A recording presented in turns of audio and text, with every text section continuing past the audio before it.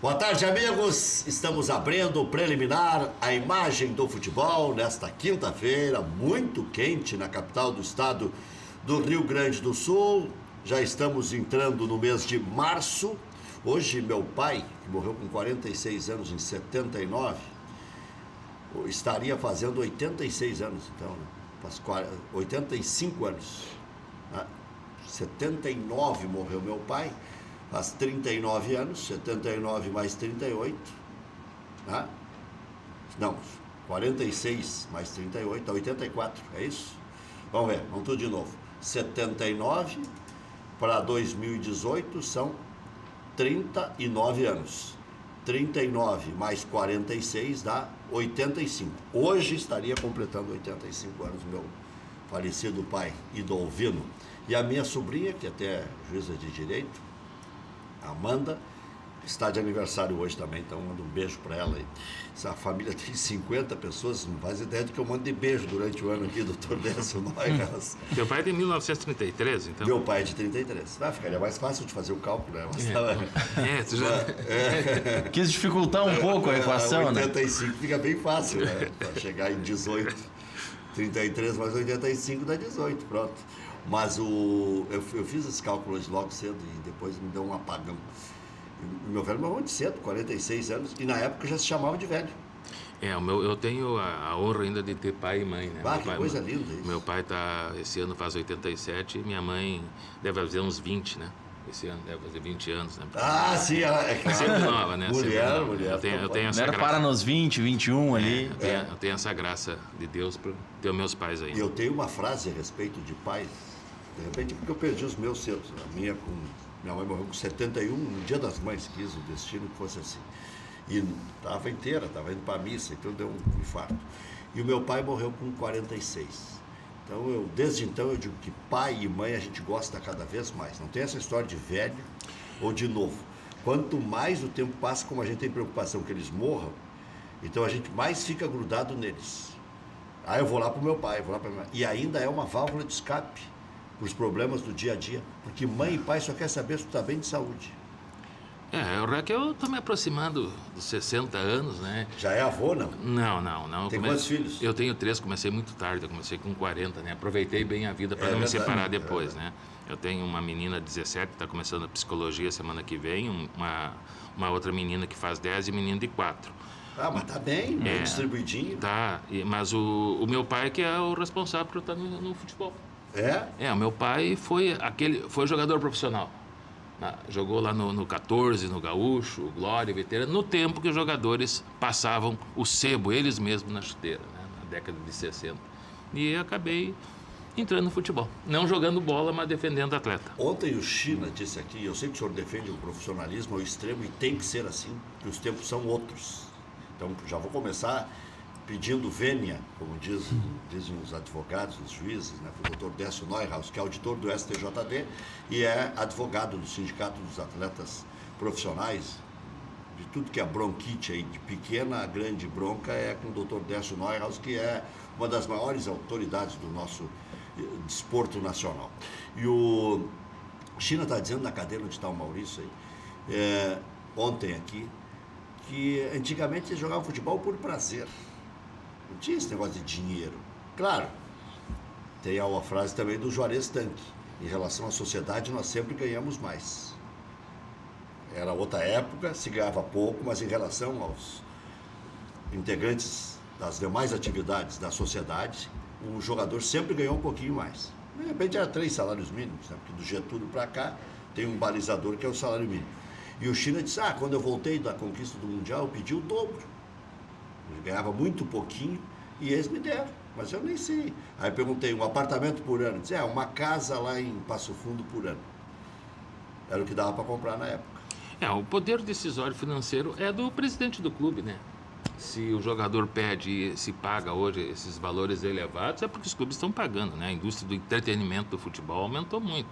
No tempo do China, os jogos eram transmitidos de graça pela televisão. Hoje a televisão explora comercialmente. Tem alguns, inclusive, que querem colocar rádio, que a gente é contra, né? Mas tem gente que quer até cobrar de rádio.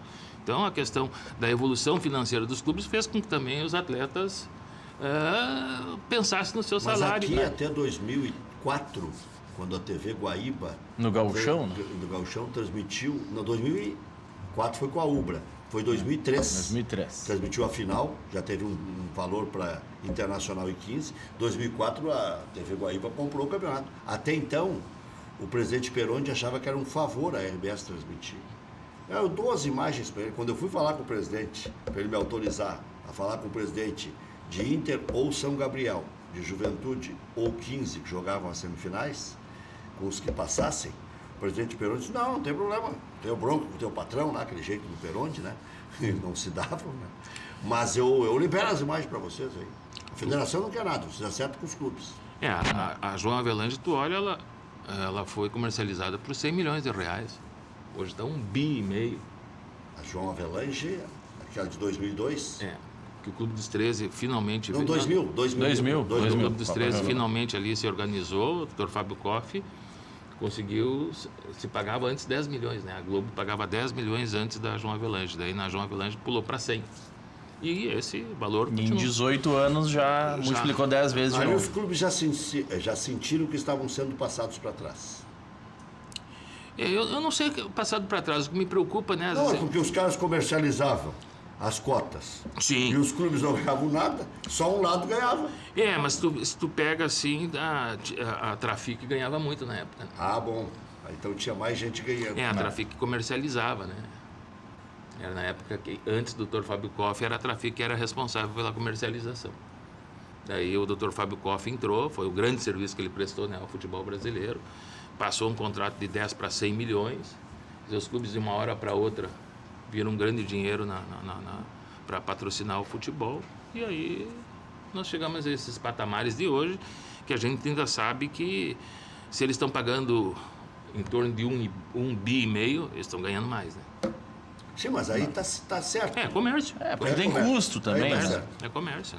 Aí os clubes querem cada vez mais. Querem É, cobrar agora por telefonia, querem cobrar por, Não, já por cobram. tudo, streamer. O problema que eu vejo da questão da televisão, da relação aos clubes, que eles ficaram reféns porque eles foram pegando adiantamento. E pagando juro para televisão, né? Então, E seguem pegando adiantamento. 4% ao mês. Então, como é que tu escapa? Era, pelo menos. Como é que tu escapa do televisionamento? Se tu já tem clube que já está recebendo 2022, 2023, já recebeu luvas, né? Então... As luvas já foram até 2024. Então, tu vê que os clubes acabam ficando amarrados, né? Tirando aquela vez o Vasco que aprontou, né? Botou o SBT na camisa. Agora, como é que se faz no caso do Internacional, que vai acertar com 2 emissoras de TV? Aí envolve também direito de imagem para jogador. A encrenquite, ela só está começando agora. Porque o Santos ontem definiu que vai fechar com a Globo. O Santos fechou com a Globo, TV aberta e pay-per-view. Já a TV fechada, o canal fechado, já negociou anteriormente com o Esporte Interativo.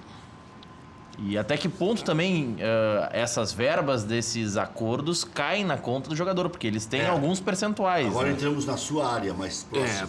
Pela legislação, a emissora tem que reter 5%. Né? A gente já está enfrentando um problema, porque os clubes receberam luvas.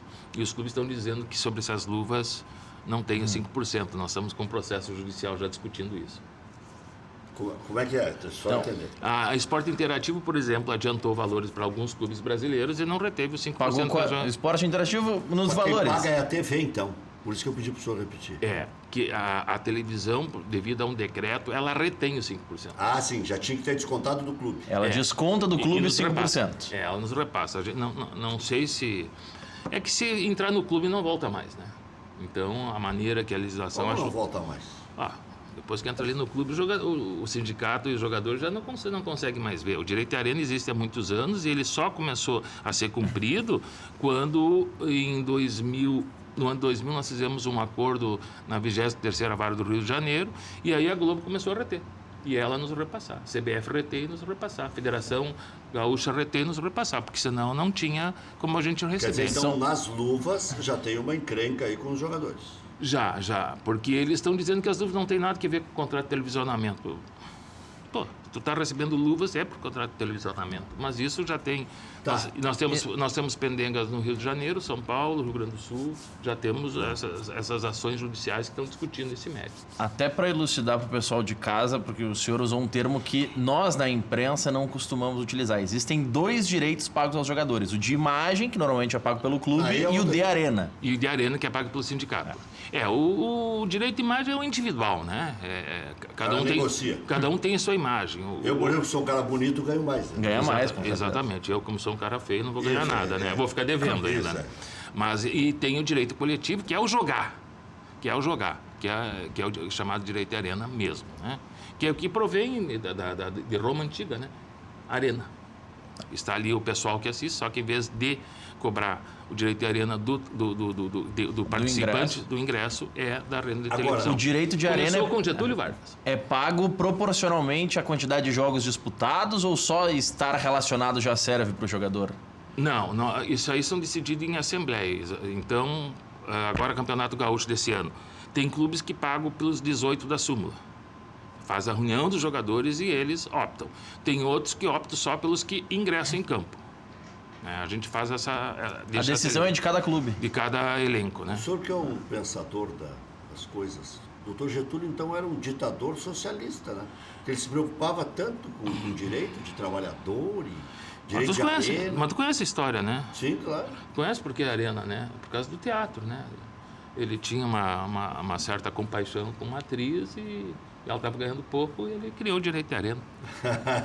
Aí começou tudo. Começou aí o direito de arena na nossa legislação. Quer dizer que tem uma época diga-se ditadura. Né? Diga-se de passagem que é o único país, né, que tem essa questão no futebol de direito de arena. Só o Brasil paga isso. Só o Brasil paga isso. Os outros países, a Inglaterra, por exemplo, paga, mas não paga para o jogador, repassa para o sindicato. É do sindicato. Aí os jogadores acabam até cedendo para o sindicato. É outro nível, né? Os caras ganham muito também, né? Então... Isso em que país? Inglaterra. Porque na Argentina e no Uruguai... No Uruguai são fortes os sindicatos, né? A Argentina houve um problema de desvio financeiro. O sindicato está muito mal. E no Uruguai também, se chama Mutual, também não... O Lugano andou... A seleção andou se complicando com o sindicato. Porque antigamente, né, se elogiava tanto, eles tinham como referência. Sim, eles paravam o campeonato, que eles... Mas aí vem a alta consciência do jogador argentino, né? Eles têm. O Maxi Lopes, quando teve aqui no Grêmio, ele veio um dia me comentou, até no sindicato, que ele tentou na época fazer uma reunião com os jogadores, porque tinha alguns jogadores que estavam treinando em separado. E que ele queria fazer uma reunião com os jogadores para pedir para o técnico para reintegrar esses jogadores, porque fica mais fácil do jogador que não vai ser utilizado para o clube em procurar outro clube, né? Porque geralmente quando o jogador está treinando em separado, o que o pessoal pensa? Bebe, festa, não quer treinar, é a primeira questão que se pensa, né? Então ele fez esse movimento e infelizmente, né, o nosso nível no futebol brasileiro, não conseguimos alcançar esse tipo de união, né, Rec? Os jogadores brasileiros que estão fora, eles pagam alguma contribuição ao Sindicato Nacional? Não é só quem está em atuação aqui, e aí os estrangeiros aqui pagam alguma coisa também? Não. As contribuições... Existem as contribuições que eram pela CLT, que é um problema que os sindicatos estão enfrentando, né? Porque acabou. Então, a gente está fazendo reunião com os clubes para ver como é que os jogadores vão auxiliar o sindicato. Porque o sindicato tem alguns projetos. O projeto jurídico, tem o projeto dos atletas livres, né? Tem gastos, né? Mas tudo isso é sustentado pela contribuição dos jogadores, principalmente Grêmio e Inter, e no início aí do ano com a Série A do Campeonato Gaúcho. E a associação essa do Piazza aí? A FAAP, né? FAAP e tem as AGAPs. A FAAP seria a Federação das AGAPs, né? Ela é uma associação particular. Quem quiser fazer parte dela tem que se associar. O sindicato não. Todo jogador faz parte integrante da categoria. Esse ano, por exemplo, o nosso piso salarial da primeira divisão é R$ 1.800. Não é para os atletas associados, não. Vale para todos os atletas. Então, o sindicato representa toda a categoria. E a AGAP representa só seus associados. É uma associação. Mas o Piazza, a GAP, a FAAP, consegue dinheiro do governo. Através da legislação, faz os clubes pagarem 0,5% do salário do jogador. Então não é o atleta que se associa. É a FAAP que consegue buscar nos clubes esse desconto direto em folha. Mas o atleta, para ter algum benefício da GAP, tem que se associar. Mas todos pagam? O que a FAAP pega do clube não volta para o jogador. Volta em projetos para os jogadores que ela atende. Então, por exemplo, existe bolsa, mas o jogador que para receber uma bolsa de estudo tem que ser associado à GAP. Quer dizer, aquilo que a GAP fez aqui, por exemplo, o Jardel, aquele meio-campista do Juventude que estudou, eu cito um exemplo que esse é o que não tem muita em gente. O Caçapava foi ajudado e tal. Esses caras receberam isso porque um dia foram associados? Porque foram associados à GAP. Quer dizer que se um desempregado chegar lá e tiver que fazer um tratamento dentário, não vai fazer. Se não for... Até porque a GAP também... Eu sei que a GAP do Rio Grande do Sul difere um pouco das demais AGAPs, é muito séria. O Demétrio que dirige, que jogava no Inter, né? Então o Danley está envolvido nisso agora? Mas a gente sabe que não existe recurso para atender todos, né? Eles fazem o que podem. Fazem o que podem. Mas aí tem uma outra reclamação, sobre as sedes da FAAP, o que se paga para os diretores nacionais da FAAP. Não, e a FAAP pega o dinheiro e não repassa para as AGAPs. Não, ela distribui como ela, de acordo com o critério da diretoria. Eu estou gostando do Rio Grande do Sul, toma tanto. Que coisa linda. Eu sempre ouvi isso. É igual a União Federal, né? O presidente é amigo do governador, toma. Não é amigo, não toma. Todos os jogadores pagam ou só os associados nessa contribuição do clube que eles obtêm pela lei? Todos. Não é todos os jogadores. O clube tem que pagar 0,5%. Não é descontado do jogador. Sim. O clube paga 0,5% do salário do atleta e o atleta só vai ter o benefício se associado for. Porque essa modificação que foi feita, que descontava do clube, é porque justamente a FAAP sentiu que a FENAPAF e os sindicatos iam entrar com uma ação de inconstitucionalidade dizendo que tu não pode descontar de uma lei e determinar que se desconte um percentual para uma entidade privada. Quando sentiram que isso em 2011 que ia ocorrer, aí o Piazza, se aproveitando ainda de toda a fama de ter sido tricampeão do mundo, ele conseguiu na Câmara que trocasse, que parasse então o jogador de pagar e passasse a responsabilidade do clube. É que explicar como é que surgiu a FAAP é um pouquinho estranho, porque a FAAP era um fundo público. E a Lei Pelé acabou com esse fundo público e aí talvez por amizade do Pelé, do Piazza, Piazza queria uma entidade aí que a gente, para vocês continuassem ajudando os atletas. Mas daí foi criada uma entidade privada, né? Antes da Lei Pelé era um fundo público. Piazza está bem de vida. Dizem. Agora os outros eu não sei. Mas o Piazza eu tenho certeza que está bem. Houve uma reclamação muito forte na época, que, por exemplo, quando houve o acidente do Brasil de Pelotas, né, que a FAAP não prestou nenhuma assistência aos jogadores, né? E cabe, no fim, essa questão, né, da GAP ter uma limitação, acaba recaindo que os jogadores continuam procurando sindicato, né? Nós temos muitos ex-jogadores, jogadores já com certa idade, que vão lá e nos procuram. Embora o sindicato não seja feito para uma parte assistencial, a gente acaba ajudando como pode. E o que eles mais precisam? Não é comida e coisa? Teve uma época que a gente dava bastante cesta básica, incrível que pareça. Incrível que pareça. Claro, que aí vem aquelas coisas assim, às vezes em quando o sindicato tem que divulgar o que faz. Aí eu chego para um jogador, posso tirar uma foto? Não. Ele não quer mostrar, né, a dificuldade. Ele é sindicalizado? Não, que ele está precisando de ajuda. Né? Então a gente tem... na hora da ajuda, beleza. Então nessa hora tu também tem que entender, preservar, né? Quem assistiu aquele filme, o Boleiros Era Uma Vez o Futebol número 1, aquela do rei que entra no bar e paga a conta para o jornalista, é mais ou menos isso. A gente tem muitos jogadores que ainda tem um nome, mas tem muita dificuldade financeira, né? Então se socorre no sindicato e o sindicato não pode estar dizendo, né? Estamos ajudando o jogador tal, jogador isso, jogador aquilo. Mas tem muito jogador passando necessidade. E o sindicato nosso está bem? Está, né?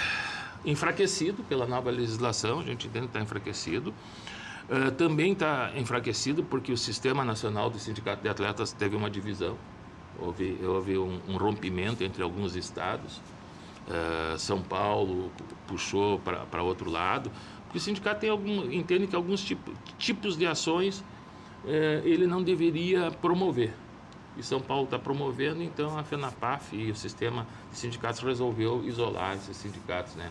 São sindicatos que estão discutindo que não está sendo pago corretamente o direito de arena, sindicato que quer discutir questão de adicional noturno, horas extras. Por enquanto, a gente entende que é uma decisão individual de cada jogador e não pode o sindicato ainda entrar valendo nessa área, né? Tem bastante ações discutindo a questão de horas extras para atletas.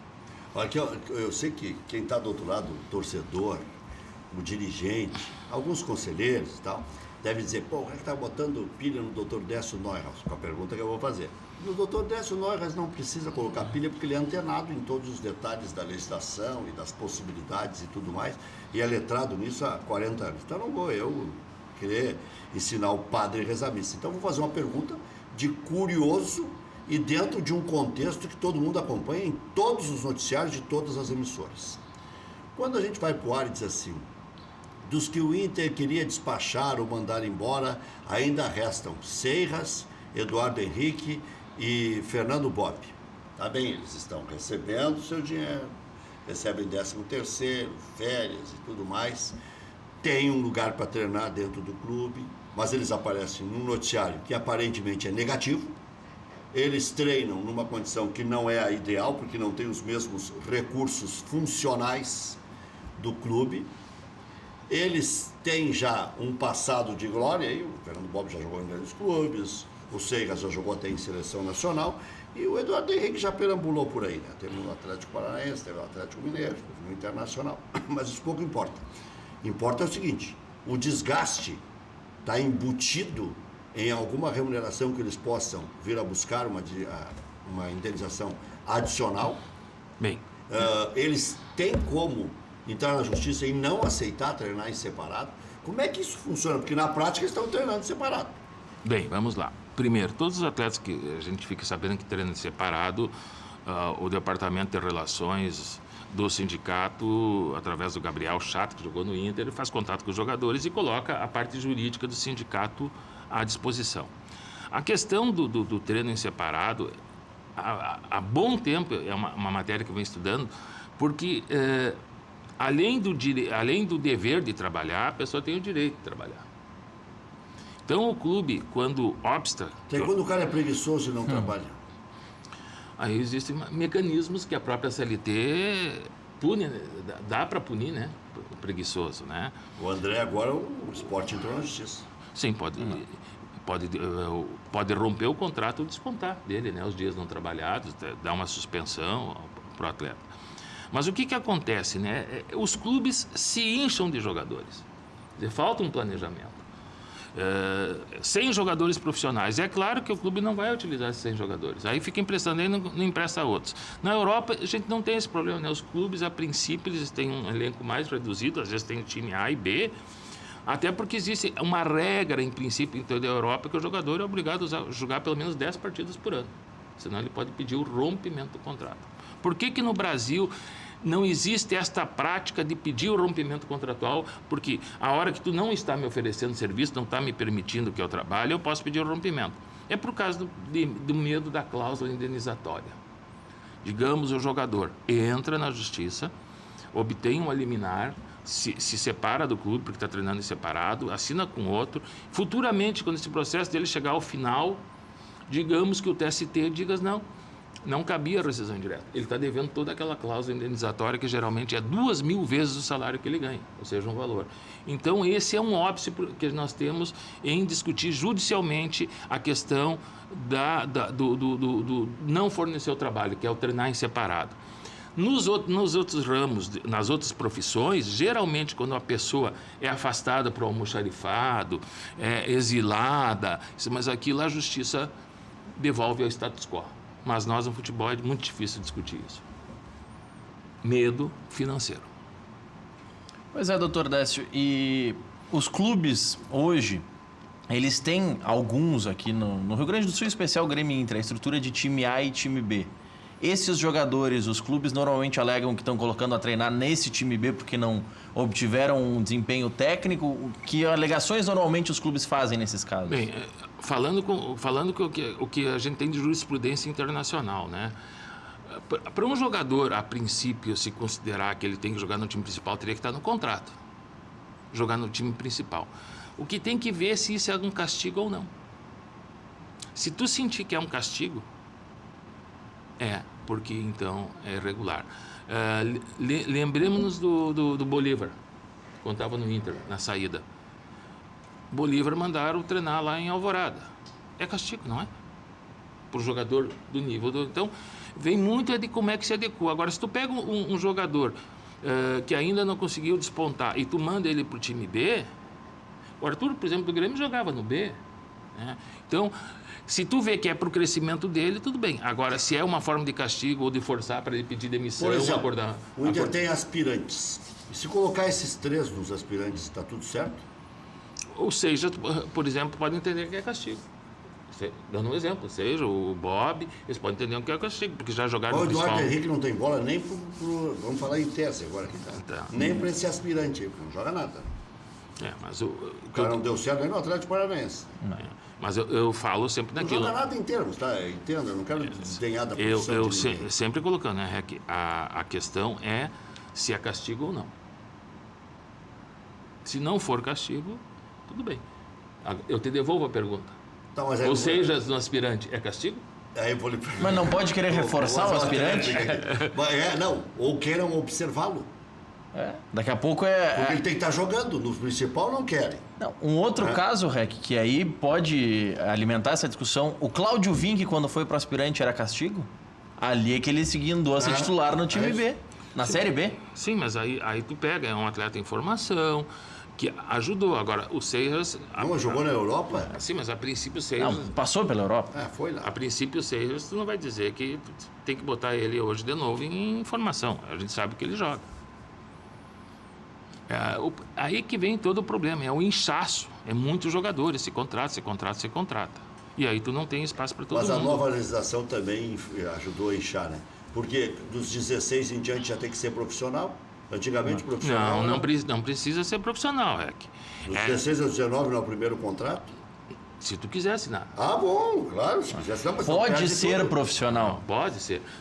A profissionalização... Se ele não jogar bem, se ele não tiver condições, para não dizer que não joga nada, o clube manda embora e deu. Não, mas é que o que eu acho que o Dr. Décio quer dizer nesse caso é que o jogador dos 16 aos 19, ou não necessariamente toda essa idade, pode ter o contrato amador ou o profissional. Ele não é São contratos diferentes. Dos 16 aos 19 não é amador. Pode ser, até aos 20 anos pode ser amador, Rec. Pode ser amador, mas com remuneração livre. Aí, bolsa, auxílio, não precisa ser contrato profissional registrado na CBF. Só os clubes fazem contrato, então? Por causa da cláusula indenizatória. Para não perder. Pois é, mas é isso que eu estou dizendo. A proteção dos clubes. Mas aí a gente entra numa briga, né? Assina com o jogador. Teve um clube aqui de Porto Alegre que trouxe um guri de 18 anos de Bagé, salário R$1.000. Cláusula indenizatória, R$2 milhões. Passou 4 meses, não joga. Não pode estar no elenco. Não serve para o meu elenco. E aí? Aí, na época, ainda se discutia se a cláusula penal se aplicava aos dois. Aí o clube arrepiou, né? E se ele entrar na justiça e me cobrar. Eu entendo... Sim, mas daí ele tinha o quê? Contrato de 3 anos? 1 ano. Tem que aguentar 1 ano daí, né? Aguenta o ferro. Melhor pagar 12 do que 2 milhões. Né? Então, eu entendo assim, como no Brasil as leis não são feitas sérias, todo problema de jogador, de relações de trabalho, deveria passar por um ranqueamento de clubes. Eu não posso tratar vou falar da minha terra, vamos lá, não posso tratar o Passo Fundo igual um Flamengo. Eu não posso ter os mesmos valores. Então, o jogador que assina no Flamengo por R$2.000 por mês, a cláusula indenizatória dele pode ser de 4 milhões. O que assina por 2 mil no Passo Fundo pode ser por 4 milhões. Eu acho que a gente tinha que ranquear os clubes. Porque o maior problema nos grandes clubes até não acontece muito, né? Quando o jogador se indispõe, se dá um jeito. acabam se acertando para o jogador sair. Mas nos clubes menores é uma briga, né? Porque não quer liberar. Hoje mesmo estava vendo a questão de um jogador de Minas Gerais que interessa um time aqui do interior, o clube lá não quer liberar, quer dinheiro. Sim, porque tem contrato. E o clube que está interessado aqui no jogador não tem esse dinheiro para dar. Quem paga a conta é o jogador, lá ele não está sendo utilizado. E assim vai. Então teria muita coisa, sabe? E aqui ia ganhar um pouquinho mais, certo? Teria muita coisa que poderia ser resolvida se o pessoal sentasse na mesa para discutir. Para pensar o futebol. Pensar o futebol. Mas aí tu começa na Câmara Federal. Os deputados lá, em vez de ouvirem clubes e jogadores, ele ouve empresário, ouve o comentarista, ouve o radialista, ouve o jornalista. Chegou ao cúmulo quando houve uma modificação na Lei Pelé no ano 2000, por exemplo, que representando os atletas foi ouvido o Aurélio Miguel. Nada contra o Aurélio Miguel, mas é um lutador de judô. Tá? Ele foi representar os atletas e falar. Nada a ver. Quer dizer, então tu já sabe que aquilo não vai dar certo. A gente houve uma modificação na Lei Pelé em 2011, conduzida pelo deputado José Rocha, que era ligado ao Vitória, e ele ouvia um pouco os atletas, ouvia os clubes e ainda conseguiu conduzir um pouco. Mas tu sente influência sempre de gente querendo botar o dedo no futebol. Doutor Décio, o senhor falou há pouco que os sindicatos perderam boa parte das suas receitas pela alteração da CLT. Sim. No que mais essa reforma da CLT afetou os contratos dos jogadores de futebol? Embora nós tenhamos alguns jogadores que têm os salários elevados, tem jogadores que, às vezes, na hora do rompimento do contrato, eles precisam de uma assessoria. E o sindicato sempre, quando possível, presta essa assessoria, que era obrigatória após um ano. Agora ela não é mais obrigatória, né? Então, a gente sabe que tem jogadores que mais de um ano que estão rompendo e, às vezes, em quando não sabem, estão abrindo mão de alguns direitos. Tem jogadores estrangeiros, em quando não sabem seus direitos, estão assinando, indo embora, abrindo mão, sem saber de alguns valores que teriam a receber. Então, para mim, o atleta fica desamparado e aí vai vir uma discussão, de repente alguém vai dizer assim, mas ele tem o empresário dele, o advogado dele. Pouco conhecimento de lei. Às vezes, o único agente verdadeiro que eu conheci mesmo foi o Jack McGee, né? Que foi num filme só, Tom Cruise, né? Porque tem muitas vezes que a gente entende que o empresário não quer fechar o mercado dele e acaba dando uma segurada no Em relação atleta. aos horários, vocês fizeram um acordo com a Federação Gaúcha de Futebol? Não, vamos lá. Nós ganhamos uma ação em Campinas. Nós fizemos um acordo com a CBF, mas nós tínhamos sentença. Primeira questão, que era das 66 horas de intervalo entre uma partida e outra. Em Natal, nós conseguimos uma sentença, mas é que a sentença só obriga as competições da CBF, proíbe qualquer jogo entre as 11 e as 14, mas da CBF. Então, a gente já foi até meio acionado por causa do Grenal, provavelmente às 11 da manhã. A gente fica assim, por que um Grenal às 11 da manhã? Qual é a diferença se ele for às 5, às 6? Vai dar diferença de público o negócio? Interesse na televisão, pay-per-view, horário tem menos concorrência. Mas então, essa ação que nós temos em Natal, eu já dei uma estudada. A princípio, vamos ver se a gente consegue marcar uma reunião com o Noveleto ainda, ver se demove ele dessa ideia. Mas não vai ser mais às 11. Não vai? Ótimo. Não. Até pelo aspecto técnico, né? Tem coisas assim que jogar às 11 em março aqui é um calorão. Tu prejudica. Era para isolar o Grenal das outras partidas. Só tem uma situação aí, né? O time do interior, ninguém quer pegar Grêmio Internacional na segunda rodada. Ou ninguém em termos, né? Não. Porque alguns querem pegar para fazer a tal da renda garantida. Tá? Outros não querem porque pensam até em ganhar o título. Né? Há 2 anos atrás, que eu fiz um levantamento, nós fizemos lá no escritório só um levantamento sobre receitas, né? Tirando a questão da televisão. O único clube do interior que conseguiu receita positiva sem a presença da dupla Grenal foi o Brasil de Pelotas. O único. Todos os outros clubes na época, se tirasse o Grêmio e o Inter que jogou no seu estádio, a bilheteria era negativa. A televisão está salvando mesmo. Está salvando. Olha aqui, Internacional, em jogo de ida pela terceira fase da Copa do Brasil. O Inter enfrenta hoje o Cianorte às 19h15. Inter tem 5 desfalques: Danilo Fernandes, Potker, Damião, Nico Lopes. O Éden tem o Danilo Silva, que seria um sexto desfalque. Joga o Cuesta, né? Marcelo Lomba, Dudu, Klaus Cuesta, Iago, Dourado, Edenilson, Marcinho, D'Alessandro e Patrick, com o Roger na frente. Grêmio, Tricolor renovou o contrato do volante Machado, novo vínculo vai até 2020, com isso o jogador foi emprestado para o Boa Esporte até o final do ano. Atacante Jael tem a melhor média de finalizações no Grêmio. O detalhe é que entre os 5 que mais finalizaram, ele é o que menos atuou. Já começa uma pressão agora pela escalação do Jael. Esse ouvidinho aqui está ouvindo cada coisa. Grêmio acertou a chegada do meio atacante Carlos Viegas, do Saprissa, da Costa Rica. O contrato é de 1 mês, apenas para testes. Ontem, na Libertadores, nem o brasileiro ganhou ainda, hein? Milionários e Corinthians 0-0, Flamengo 2, River 2, Delfim e Bolívar 1-1, Nacional do Uruguai 0-0. Na noite anterior, o Grêmio tinha empatado e o Cruzeiro tinha perdido. Ainda não estrearam Santos e Palmeiras. Hoje tem Real Garcilaso e Santos, está aqui. Deportivo Lara e Independiente, Santa Fé e Emelec, jogos das 19h15. Às 21h30, Aliança Lima e Boca, estreia o Boca.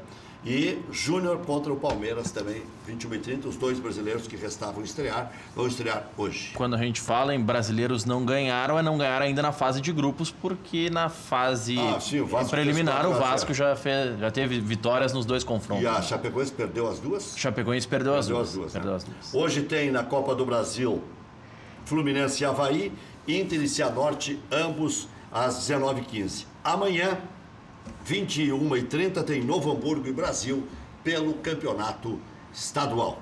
Já voltamos.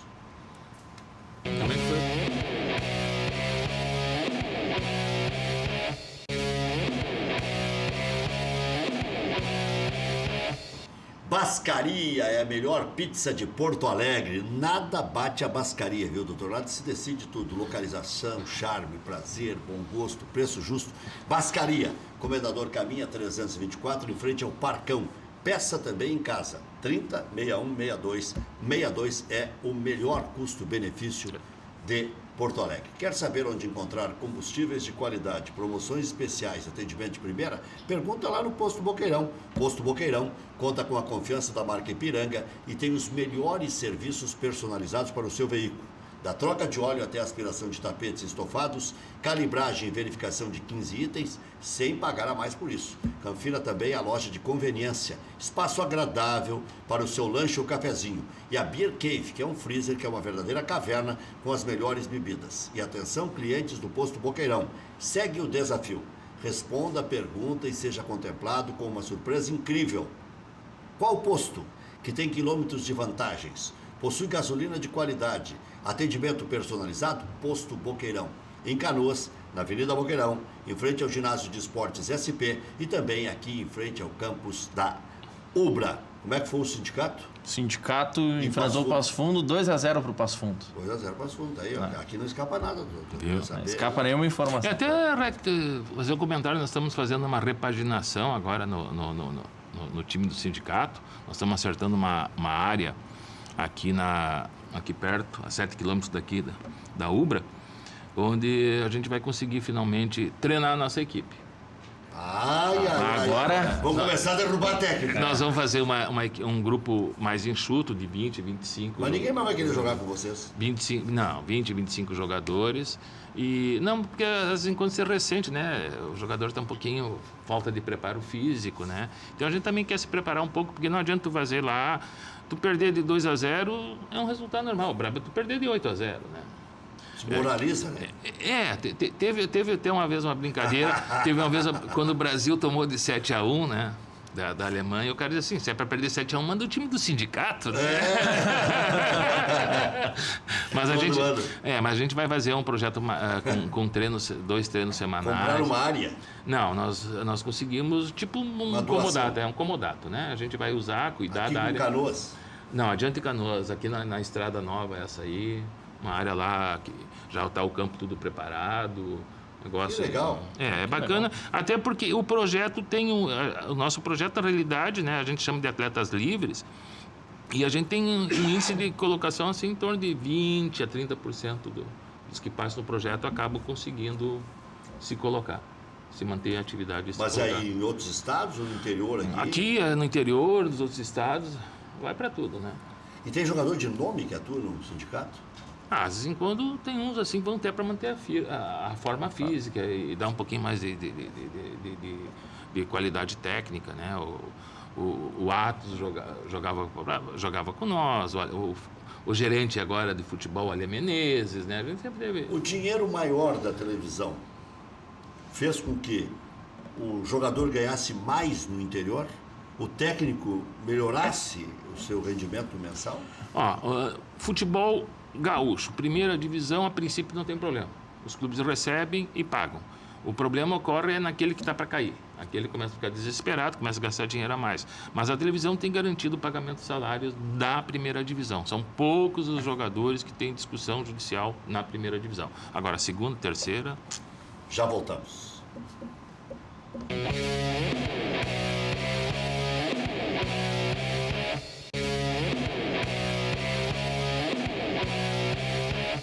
Como é que é, Maurício? A gente estava falando fora do ar, doutor Décio. No caso do Anderson, o sindicato teve alguma alguma atuação nessa rescisão com o Inter? Bem, a primeira atitude, né, quando aconteceu o problema com o Anderson, a gente fez contato com o Anderson.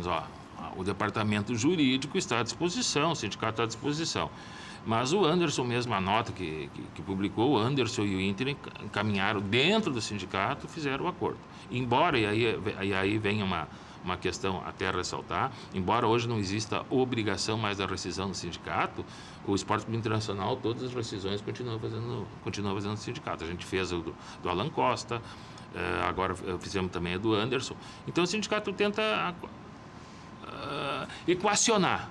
Se o jogador, o clube faz a proposta, o jogador faz a sua contraproposta e a gente tenta atuar no meio.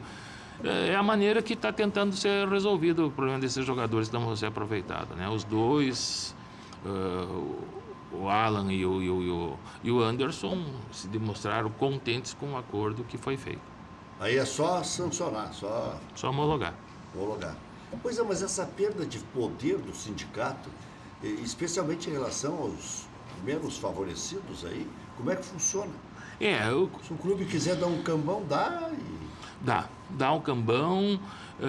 Estranho isso. Embora o segundo, como já te disse antes, primeira divisão a gente não tem problema. O nosso problema está na segunda e na terceira divisão. A terceira divisão nem deveria existir como divisão profissional, deveria existir como divisão amadora aqui, né?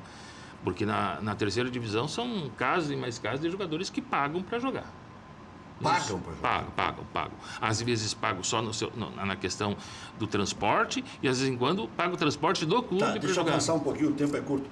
E as divisões de base dos times profissionais da Série A? Por exemplo, São José, Veranópolis nem tem, Caxias, que voltou agora, Juventude...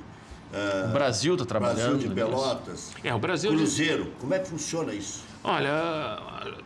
Brasil de Pelotas, as notícias são boas, alugaram lá a área do Fragata, né? Estão utilizando. O Juventude, não precisa nem falar a categoria de base, né? O Juventude é um exemplo. O Caxias, nós tivemos uma grata surpresa que no último ano aí se recuperou financeiramente de uma forma fantástica. Se organizou, pagou, acertou com o jogador.